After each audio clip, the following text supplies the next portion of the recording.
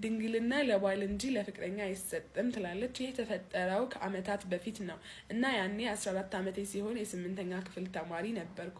በድንገት ትምህርት ቤታችን አዲስ ልጅ ይገባል። ከዛ እኔም በባህሬ ተግባቢና ተጫዋች ስለሆን ከልጁ ጋር ተግባብቶ ቤስት ፍሬንድ ለመሆን ጊዜ አልፈጀብኝም። ልጁ ግን ጅምር ላይ ዝምተኛ ቢመስልም ስግባባው ግን ቀውስ ነገር ነው እና እንዲህ እያልን የ2ኛ ሴሚስተር ገባን። ከዛ ያ ልጅ ለኔ ስሜት እንዳለው ነገረኝ። በነገሩ ብደናገጥም እኔ እንዲህ አይነት ነገር እንደማይመቸኝ በተረጋጋ መንፈስ ገለጽኩለት እና ይሄንን አስተሳሰብህን ካላስወገድክ ጓደኝነታችን እዚህ ጋር ያብቃ አልኩት። ልጁም በቃ ትቼዋለሁ አለና አብሮኝ በጓደኝነት ለመቀጠል ተስማማን። ሚኒስትሪ ተፈትነን ወደ ሃይ ስኩል ከተሻገርን በኋላ ከልጁ ጋር ያለኝ ቅርርብ የበለጠ እየጠነከረ መጣ። ትምህርት ቤት ስንሄድ ሆነ ስንመለስ አንድ ላይ ነን። በቃ ያኔ እኔ ሳላስበው የወደድኩት መጣው። ያኔ ልጁ አሁንም እንደሚወደኝ ድጋሚ ሲነግረኝ ትንሽ ተግደርድሬ ተቀበልኩት። እናም ልጁ ከኔ ውጭ ማንንም ሴት አያናግርም ነበር። ታማኝና ጥሩ ልጅ ስለነበር ካፕል ሆነን ለ6 ወር በቆየን ጊዜ ልጁ ሙሉ በሙሉ መውደዴን ሲያረጋግጥ ንግግሩ በሙሉ ወደ ሴክሹዋል ነገር ተቀየረ። እናም እኔ እንዲህ አይነት ነገር ስለሚጨንቀኝ እንዳያወራ ብዙ ጊዜ ወሬ ለማስቀየር እሞክር ነበር። አንድ ቀን በቴክስት እያወራሁት ከኔ ጋር ግንኙነት ማድረግ እንደሚፈልግ ነገረኝ። ያየሁትም ማመን ከብዶኝ ተደናግጬ አለቀስኩ ምናምን። ከዚያ አይሆንም ብዬ መለስኩለት። እናም የሱ መልስ ታዲያ ለምን ፍቅረኛ ይሆንሽ? የምፈልገውን ካልሰጠሽ ምኑን ነው ፍቅረኛነታችን አለኝ። እኔ ምንም እንኳን በሱ ፍቅር ብታወርም ይህ ነገር እንደማላደርግ አስረግጬ ነገርኩት።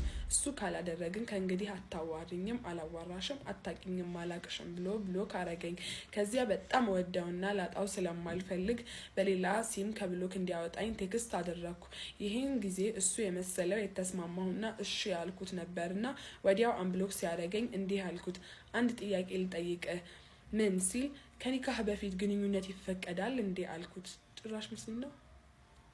እሱም ይህን ይፈቀዳል አይፈቀድም ብዬ ለመጃጃል አይደለም ከብሎክ ያወጣሁሽ፣ ተስማምተሻል ወይስ አልተስማማሽም አለኝ።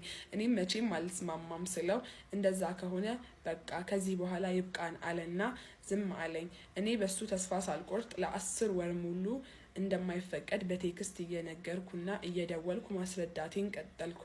አስቢው፣ ለዚህ ሁሉ ጊዜያት እያመናጨቀኝ ነበር። ከዚያ በጣም ታመምኩ። እሱን ካጣው መሞት እየመሰለኝ ሌሊቱን ሙሉ እያለቀስኩ ነበር የማድረው። በዚህ መሀል ጉዳቴ ይብቃኝ ብዬ እሱን ለመርሳት ቆርጬ ተነሳው። ግን ለመጨረሻ ጊዜ በአካል ላገኘው ፈለግኩና ደውዬ የምንገናኝበትን ቦታ ነግሬ ቀጠርኩት። በጣም ደስ ብሎት እየተፍነከነከ መጣ። ምክንያቱም ተስማምቼ የመጣሁለት መስሎት ነበር። እናም ሲደርስ እንዲቀመጥ ነግሬው የመጣሁበትን የመጨረሻ ንግግሬን ላደርግልህ ነው አልኩት ለማልቀስ ሲቃ በተናነቀው ድምጼ።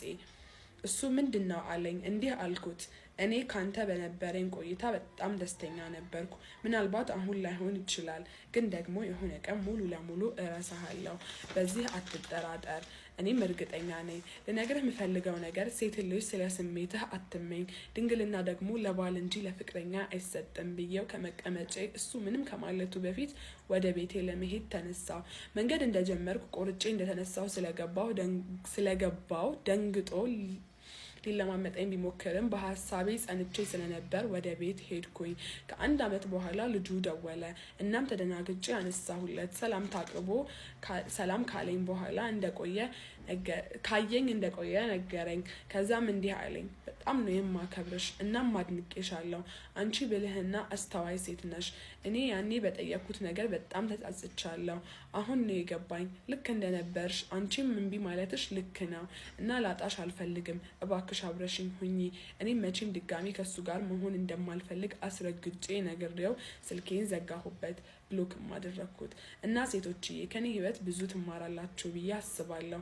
ምንም ብትወጂውም እና ብታፈቅሪው ድንግልናሽን ለባልሽ እንጂ ለፍቅረኛሽ አትስጪ።